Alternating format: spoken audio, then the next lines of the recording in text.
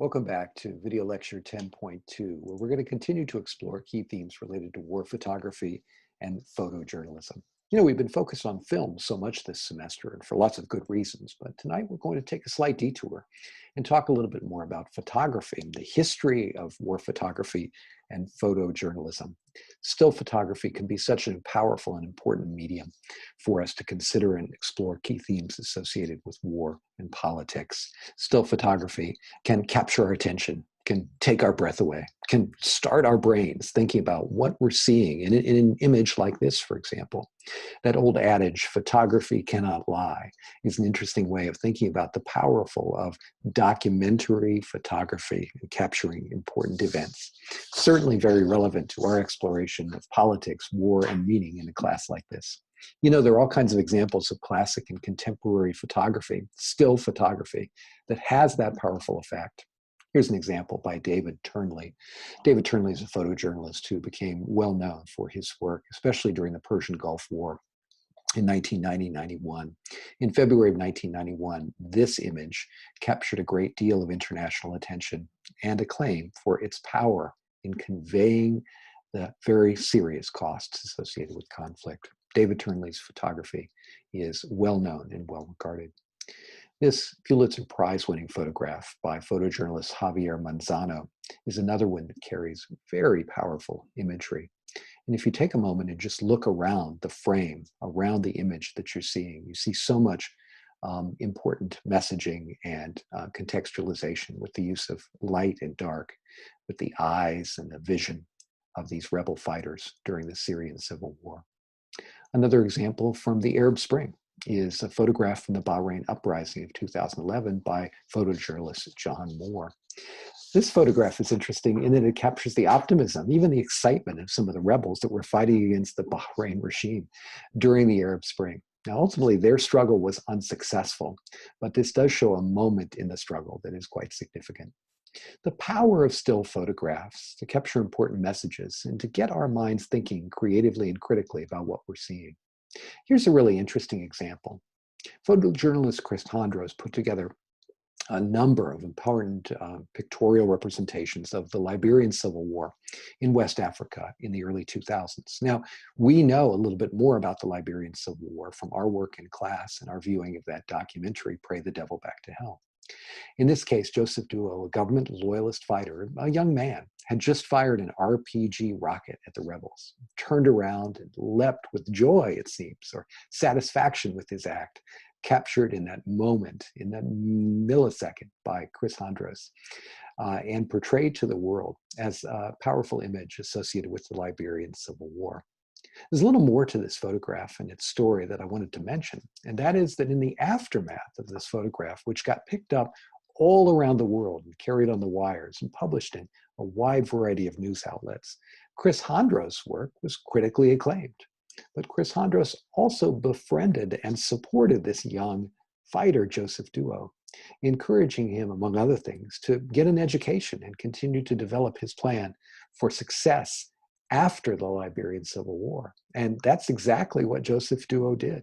A few years later, this photograph captures Joseph Duo, who was then a candidate for the Liberian Parliament in democratic elections in Liberia after the Civil War. Chris Hondros had captured this image, had supported Duo in his work, and continued to produce a wide variety of powerful images from war. Still photography, then, is something that can convey important messages. And in a sense, I'm going to suggest for our class that we could analyze and think about still photography in many of the same ways that we have moving pictures and filmic analysis. The Corrigan book provides us such interesting guide to think about what we see in terms of a scene from a film, for example. Who is the protagonist? What's the narrative or plot? What's the setting, the mood, the images, and the messages conveyed by this photography? We can apply many of the same skills that we've developed for our filmic analysis in this class to still photography. But let's also again acknowledge the powerful impact that still photography can have when we think about war and meaning. When we think about the messages conveyed by still photography, by the emotional effects of those photographs. by the ways that we can serve as kind of a vicarious witness to something that's going on, say in conflicts, maybe even conflicts far away, and the dramatic personal and political costs associated with our involvements in wars around the world. There are all kinds of ways that we could get at this difficult realities dimension of war imagery or war photography. I'm going to suggest that two helpful tools for us are the Hedges book and the chapters that we've read by Chris Hedges for many, many weeks together, but also by the article provided to us by Michael Griffin for this week, focused on images of war. We use both of those as connectors here as we step forward a little bit. Hedges, for example. Hedges has us thinking about this idea of the myth of war, the power of myth and images of glory that we might see. Hedges, in a series of chapters in his book, which we've read together already in class, talks about this idea of mythic war. It's a theme that some of you wrote about as well in the midterm examination. In chapter 4, for example, Hedges writes, "The myth of war entices us with the allure of heroism, but the images of war handed to us, even when they're graphic, often leave out essential elements like fear. We view from a distance the rush, the excitement," he goes on page 84, "but feel none of the awful gut-wrenching anxiety and humiliation, the costs and the perils of war that individuals are experiencing in direct conflicts." So in a sense, this provides us with a vicarious view of war, an imagery of war, and in some cases, a mythic imagery of war. There's probably no better example of the mythic image of war than was captured in the powerful and actually very famous still photograph by Joe Rosenthal. This photograph was taken on the top of Mount Suribachi at Iwo Jima, a series of islands in the South Pacific that were part of World War II and our struggle against Japanese occupation. That Battle of Iwo Jima itself is quite famous. And so is the photograph of these soldiers at the top of Mount Suribachi, the highest point on the island, raising the American flag, symbolically sending a message to all combatants across the island and beyond that the United States was victorious. This picture was taken on February 23rd. It appeared in lots of Sunday newspapers in the United States and around the world just 2 days later and became iconic. It won the Pulitzer Prize for photography for Rosenthal for that year, and it became such a powerful image that the individual soldiers who were involved in that flag raising were actually brought by the military back to the United States and were recruited into a war bond drive to help raise money for the larger US war effort and Allied war effort at the time.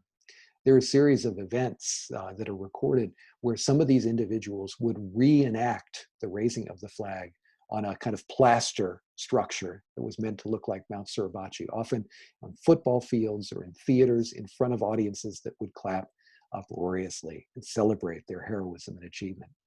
By extension, you know that many of you know that this image became the focal point for the construction of a Marine Corps and War Memorial, that is the Iwo Jima Memorial, which is now at the Arlington National Cemetery.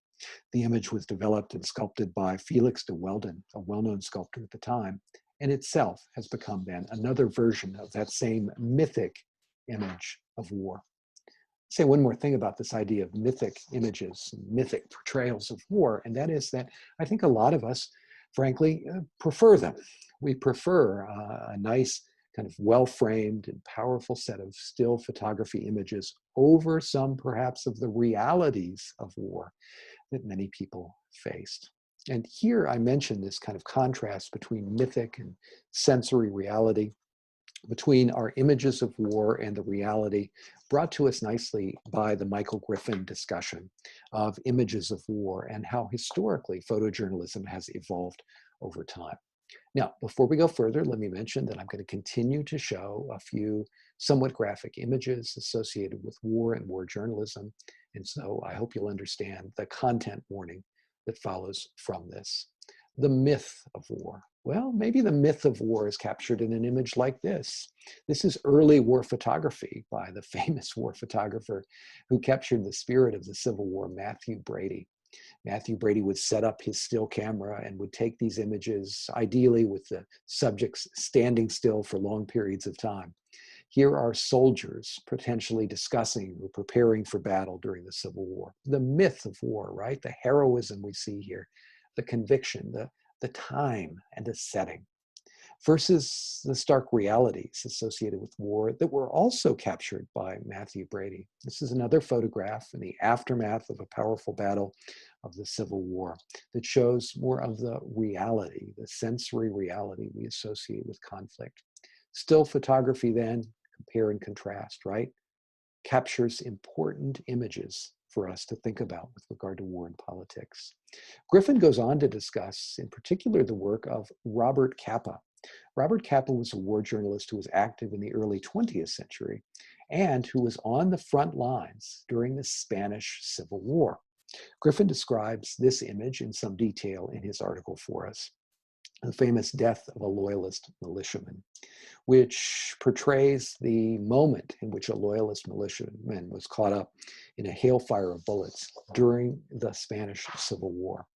The images that flowed out of that war began to capture more and more international attention and to elevate the importance of war photography. We're still, though, in the still photography era, right? The idea of still photographs capturing conflicts around the world. Griffin then helps us fast forward to still photography during the Vietnam War and how that becomes even more complex in its portrayal of mythic versus sensory reality. Griffin describes, for example, the fact that during the earlier years of US involvement in the Vietnam War, there were images that were fairly positive in nature of camaraderie or happiness, of soldiers enjoying time off.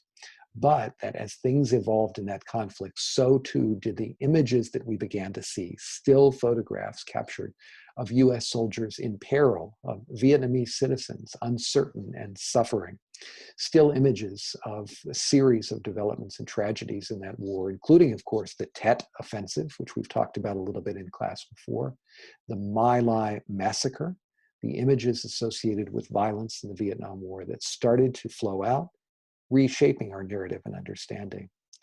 These images, the power of protests in war photography also conveyed important messages, right? About more and more and larger protests.